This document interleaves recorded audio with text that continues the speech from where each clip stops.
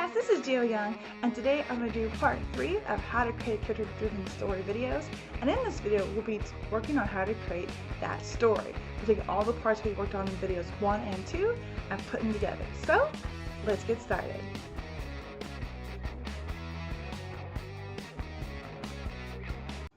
Okay, before I go into how to do the last step of how to create a character-driven story, the first two videos, one about character development and one about conflict, if you'd like to see those in their entirety, I'll link them down below.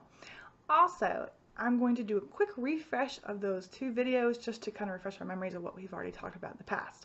So the first video about character development, we created a character list and we talked about the characters' physical description, their emotional state, and the negative stuff. The negative stuff was the flaws, the hidden secret, and the greatest fear. We used the character's negative side to create the conflict in the second video. Also, anything the character wants or struggling for to achieve in the story is also a conflict as well.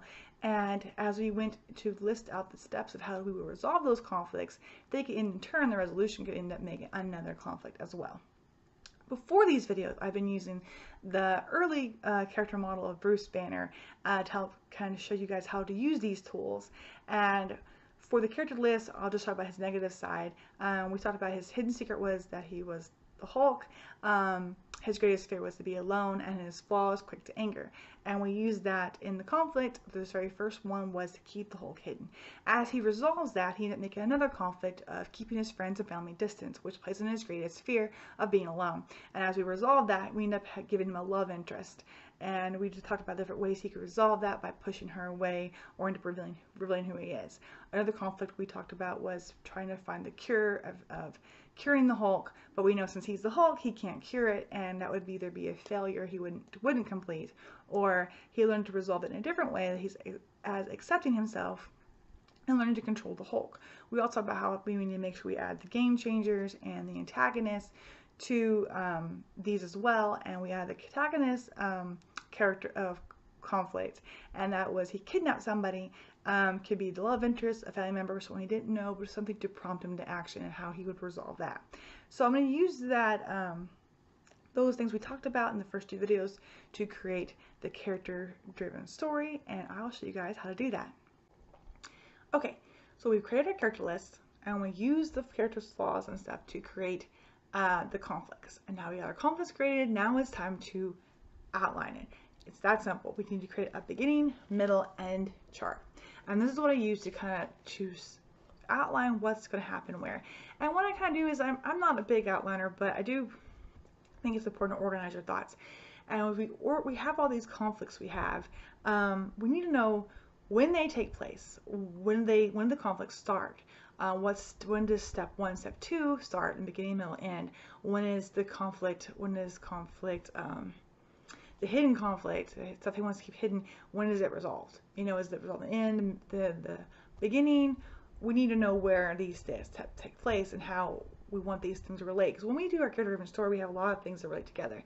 Like for our Bruce Banner character, he wants to keep his Hulk hidden, and as he does that and resolves that, creates another conflict that he is starting to play into his greatest fear.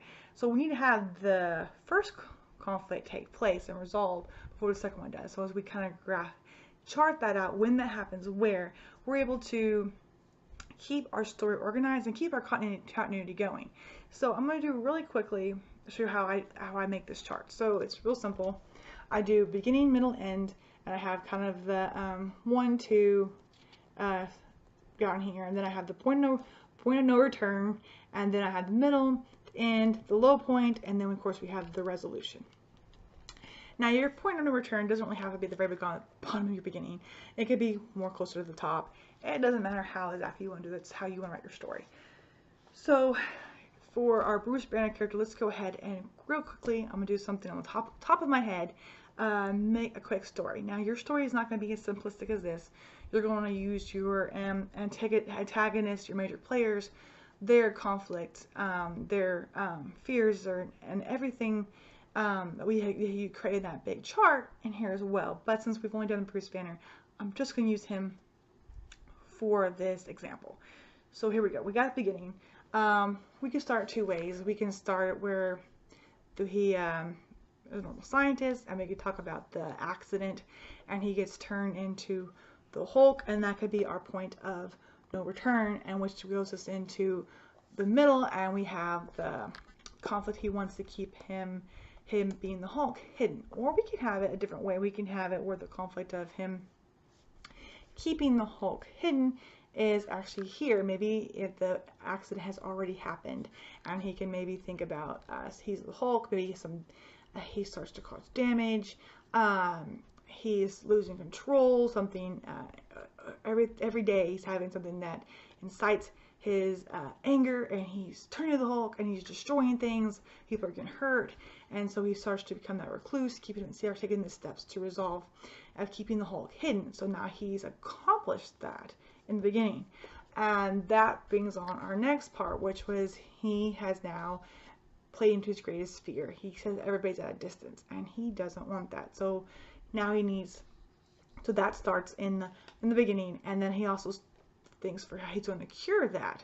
So he's going to find a cure, and this could be our point of return. When he goes to find a cure, he meets his love interest, and as we go into the middle, and he takes steps to try to find that cure, and he's also solving that being alone. He has that one-on-one contact with her. She's intelligent, and as they work together to cure this radiation, he starts to become trusting of her, and he realizes he's in love with her.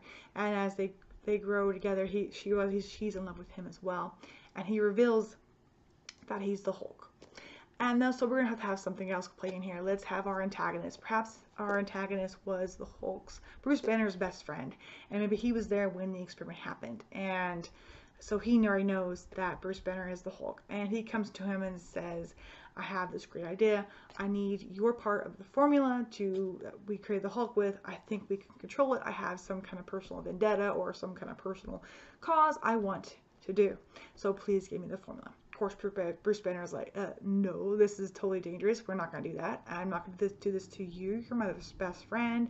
I want this to get out. This needs to, this needs to be, I'm the only one, and it needs to stop. It needs to stop with me.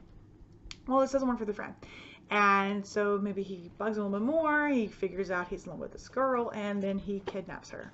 So now we have our lowest point. All is lost. He sends him a note. Okay, I have kidnapped, your love interest, and I won't give her back until you give me your part of the formula. This causes he hulks out. He's so angry. He all of a sudden starts destroying buildings, and the cops are chasing him. We have the military after him, and so now everything he's worked to keep hidden, his trying to not be alone, the person he loves, everything he's trying to work to resolve is now starting to come unwind, and now he has to somehow scrape all that back together. So we go into the ending. How is he going to resolve this? So we go and we start resolving this. He's going to go take back his love interest. He's going to try to stay hidden from the military, and he's going to defeat his evil best friend. So he's able to accomplish all this. He defeats his evil best friend. He's able to get the military maybe some false clues about where the Hulk is. They don't know if Bruce Banner is the Hulk. He's able to get away. And they go back, and him and his love interest try to find the cure. And he realizes when he was fighting at those moments, when he's fighting his evil best friend, and with her there, he was able to control the Hulk. He never hurt her, and he didn't kill his evil best friend. He's able to control his rage, and he started to learn how he started then maybe practicing controlling the Hulk, and when he can come out, when he comes back to Bruce Banner, and when he's the Hulk, he's starting to be able to have his mind in the Hulk, where he's not just this whole rage machine. So he solves the cure by accepting who he is. And then the resolution, we're going to wrap this up. He decided to help pay back his community that he's kind of damaged a lot, hurt a lot of people. He's going to become a superhero. He's going to protect his town, and he's also going to continue to work as a scientist at this college with his love interest. And there we go. We have the end. So we created this totally character-driven story, all from our characters' fears, their secrets, and their flaws. And as you do this, you're also going to have like your major players in here. You're going to have your antagonists in here. So this is going to be a lot thicker and more complicated than what I just did off the top of my head. But like I said, we only had the Bruce Banner character we were playing with before to use this example. So this is how I create a character-driven story. So when to use these tools? So there's, you can use these tools at any time and for any type of writer. If you're just starting out and you don't know what to do and you're still kind of formulating your story, this is a great way to brainstorm and to come up with that character-driven story you want to create.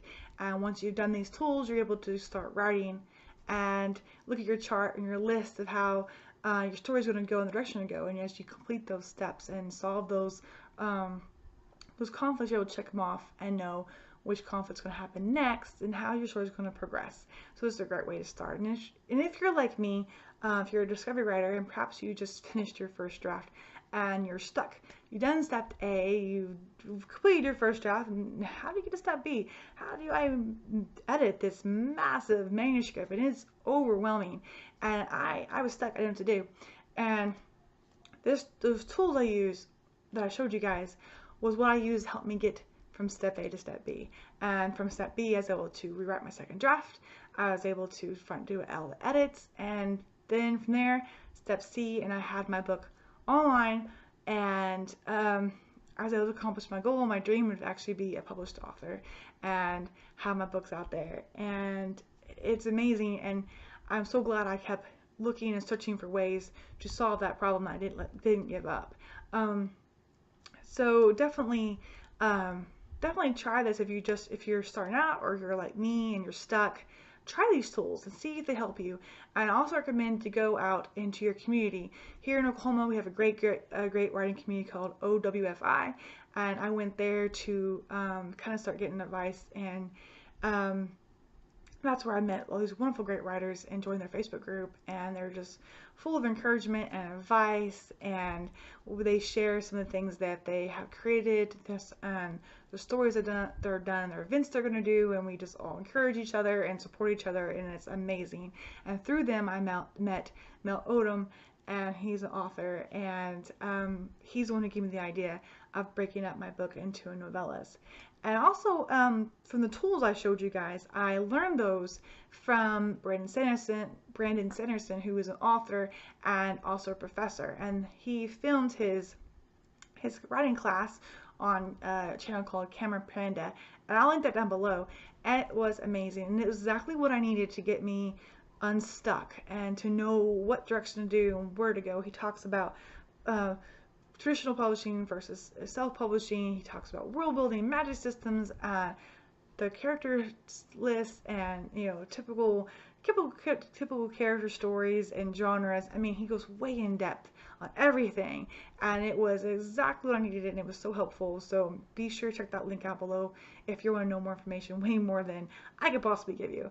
But yeah, be sure to go out there into your community online and be resourceful, and don't give up on yourself if you get stuck or you're trying to just start step A. Look where you need to look, find places, don't give up, do it. And once you're able to find those resources to help you get unstuck to start step A, or get, like for me, from step A to step B, you'll just be happy and proud of yourself to finally be able to accomplish those steps and get what you want, and that is your book published. Alright guys, that's it for me today. I hope this video was helpful, and if it was, please give me a thumbs up. If you want to see more writing advice videos from me, or to stay up to date on the Freak series, and know when Freak's episode for The Prisoner will be released, please subscribe. If you're curious about the Freak series, I do have Freak's episode 1 The Guardian, first 3 chapters available on my blog, and that'll be linked down below. Of the Freak series, Freak's episode 1 The Guardian, episode 2 The Messenger, episode 3 The Rebel are currently available on Amazon, Barnes & Noble, and Books A Million, and those links will be down below. Hope you guys have a great next 2 weeks. I post videos every other Monday, and I'll see you guys next time. Bye!